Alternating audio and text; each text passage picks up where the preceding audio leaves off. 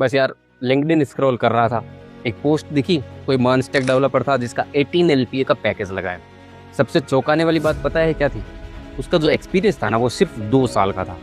और यहाँ पर मैं हूँ जिसका एक्सपीरियंस 5 साल का है, पिछले 5 सालों से लारावेल डेवलपमेंट कर रहा हूँ और पैकेज 9 LPA से आगे ही नहीं बढ़ रहा। सच बताऊँ तो चुभता है यार, ऐसी न्यूज़ ऐसी पोस्ट जब भी देखते हैं ना चुभता है, दुख होता है। कभी कभी ऐसा लगता है कि PHP सीख कर ही कोई गलती तो नहीं कर दी। अभी जो आपने सुना ना वो सिर्फ एक बंदे की नहीं बल्कि हर उस डेवलपर की कहानी है जो कि 2019-20 या फिर उससे भी पुराने माइंडसेट में फंसा हुआ है। अब होता क्या है ना, एज ए डेवलपर हम मेहनत पूरी करते हैं, कोड अच्छा लिखते हैं, प्रोजेक्ट्स टाइम पर डिलीवर करते हैं, साथ ही साथ क्लाइंट्स और कंपनीज सभी हमसे खुश हैं, लेकिन उसके बावजूद भी विटामिन N जो है वो कहीं और ज़्यादा है। आखिर ऐसा क्यों? इसी क्यों का मैं आपको जवाब दूंगा, ओके। और साथ ही साथ एक प्रॉपर अप्रोच भी बताऊंगा जिसको फॉलो करते हुए खास तौर से एज ए PHP डेवलपर बिना अपना एक्सपीरियंस जाया किए यानी जीरो किए अपनी सैलरी को डबल या फिर ग्रो कर सकते हो। पर एक बात बताऊं ना जो कि मुझे समझ में नहीं आती, PHP लारावेल इनमें प्रॉब्लम क्या है, क्या नहीं बनता उनमें, आप बताओ।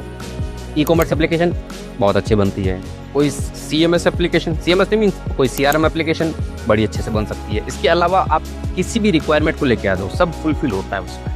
ऐसा नहीं कि कुछ भी फुलफिल नहीं हो सकता, सब कुछ होता है। उसके बावजूद भी जावास्क्रिप्ट के पीछे सब भाग रहे हैं, आई डोंट नो व्हाई। और मुझे टू बी ऑनेस्ट सिर्फ एक हाइप लगती है, इससे ज़्यादा कुछ भी नहीं। देखो सबसे पहली बात तो ये कि ये कोई हाइप नहीं है, ये मार्केट रियलिटी है, ओके। और दूसरी बात ये कि PHP एंड लारावेल इनमें कोई बुराई नहीं है, आज भी इनमें काफ़ी सॉलिड एप्लीकेशन बन सकती हैं। पर क्या है कि ना यार वक्त बदल गया है और वक्त के साथ साथ ज़िंदगी में जज्बात तो बदलते ही हैं, साथ ही साथ क्लाइंट्स एंड रिक्वायरमेंट भी बदल चुकी हैं, वो भी बदल गए। Getting my point? तो अब है क्या ना, आज की तारीख में क्लाइंट्स को वो पुराने स्टाइल वेबसाइट चाहिए नहीं जहाँ पर एक बटन के क्लिक पर पेज रीलोड होता है फिर दूसरा पेज दिखता है। नो, ऐसा यूजर एक्सपीरियंस अब तो नहीं चाहिए। आज के टाइम में बटन के क्लिक पर बिना पेज रीलोड हुए या फिर रिफ्रेश हुए कंपोनेंट्स या फिर पेज दिख जाना चाहिए, ऐसा बिल्कुल मोबाइल एप्लीकेशन जैसा इंटरफेस चाहिए।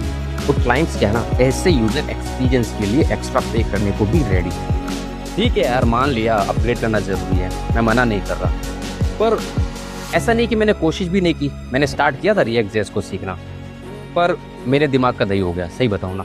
PHP का कोड कितना पानी की तरह चलता है, टॉप टू बॉटम, कहीं पे भी कोई भी एरर आती है तो पता चलता है एग्जैक्ट कहाँ पे कोई एरर होगी, आपको क्या फिक्स करना है। टॉप टू बॉटम बहुत अच्छे से कोड चलता है, पर React.js समझ में ही नहीं आ रहा। Async, await, promises, call back, पता नहीं यार क्या क्या है, ऊपर से फिर उसके खुद के कॉन्सेप्ट। फॉर एग्जांपल छोटे से छोटा अगर मैं बात करूँ तो स्टेट मैनेजमेंट मेरे तो बिल्कुल भी मतलब क्या कहता हूँ ना कि मेरे तो सर के ऊपर से जा रहा था, तो मैंने तो यार टू बी ऑनेस्ट क्लोज कर दिया, बंद कर दिया वो चैप्टर वहीं पे। देखो 90% PHP डेवलपर्स यहीं पर हार मान लेते हैं। आपने अप्रोच ही गलत फॉलो की है, आपने रास्ता ही गलत पिक किया है। आप एक बैकएंड डेवलपर हैं तो फिर आप फ्रंट एंड की तरफ क्यों जा रहे हैं? क्यों आप डायरेक्टली React.js को या फिर AngularJS को हाथ लगा रहे हैं? वो सही रास्ता नहीं है। आप बैकएंड डेवलपर है ना, तो आपको बैकएंड से ही शुरुआत करनी पड़ेगी और बैकएंड के लिए आपको Node.js पिक करना है, ना कि React और Angular।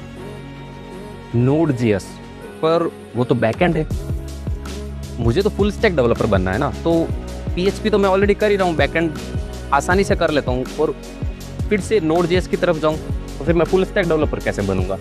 यही तो ट्रिक है ना।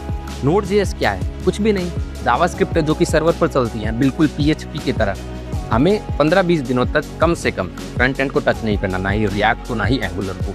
Node.js को डाउनलोड करो, इंस्टॉल करो और उसके साथ स्टार्ट करो। हम PHP डेवलपर है ना, बैकएंड डेवलपर, तो हमें ये तो पता ही है कि हाँ APIs किस तरह से बनाई जाती है, किस तरह से डेटाबेस के साथ कनेक्शन सेटअप होता है PHP या लारावेल में। तो सेम काम हमें नोड में करना है, तो हमें कुछ नया तो सोचना ही नहीं पड़ेगा। Getting my point? अगर कोई फॉर एग्जाम्पल लॉगिन की API आप लारावेल में बना रहे हो तो लॉजिक तो पता है ना, क्या लॉजिक लगाना होता है, वही सेम लॉजिक इधर लगेगा। ले दे के क्या चेंज होगा? सिर्फ जावास्क्रिप्ट का सिंटैक्स चेंज होगा, कुछ फाइल्स इधर उधर होंगी। Getting my point? बात तो लॉजिकल है, मतलब पहले मैं लैंग्वेज सीख लेता हूँ और उसके बाद स्टोरी बनाता हूँ। Node.js के साथ स्टार्ट करना पड़ेगा जल्दी। चलो एक बार के लिए मान लेता हूँ मैं Node.js को 2-3 हफ्तों में निपटा दूंगा और कर लूँगा, पर आगे जाके तो फिर से वही React.js के साथ स्टार्ट करना पड़ेगा, फिर से वही API कॉलिंग, फिर से वही स्टेट मैनेजमेंट। मतलब वो सरदर्द तो रहेगा, सरदर्द बिल्कुल भी नहीं रहेगा। I can guarantee you. आप एक लारावेल डेवलपर हो ना, तो आपके लिए एक चीट कोड है, Inertia.js। ये बेसिकली एक टूल है जो कि आपको React यूज़ करने देता है, लेकिन लारावेल के तरीके से। आपको कोई एपीआई नहीं बनानी होगी, कोई एक्सियोस कॉल नहीं करनी होगी, सिर्फ लारावेल से डेटा भेजो और सीधे रिएक्ट में कैच करो। नाम सुना था पर टू बी ऑनेस्ट कभी ट्राई नहीं किया था।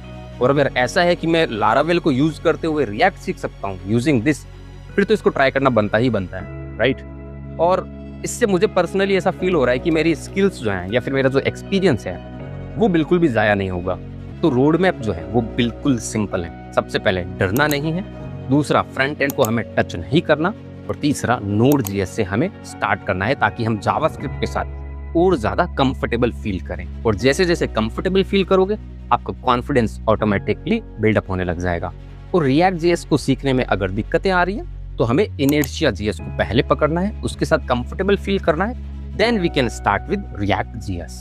सो माय डियर, अगर इस वीडियो में आप अभी तक बने हुए हो तो मैं ये उम्मीद कर सकता हूँ कि आपको ये वीडियो जरूर पसंद आई होगी। तो जाते जाते वीडियो को लाइक कर दो, चैनल को भी सब्सक्राइब कर लो अगर नहीं किया है तो। और अगर आप एक न्यू व्यूअर हो तो चैनल को चेकआउट करो, काफी इंटरेस्टिंग वीडियोज आपको इस पर देखने को मिल सकती हैं। और कमेंट में भी अपना सजेशन या फिर जो भी राय है वो लिख दो, ताकि और साथ ही साथ कोई भी वीडियो सजेशन भी लिख सकते हो ताकि I can pick that particular topic to make a video. Okay, चलो फिर आज के लिए इतना ही, मिलते हैं नेक्स्ट वीडियो के अंदर। Till then bye bye.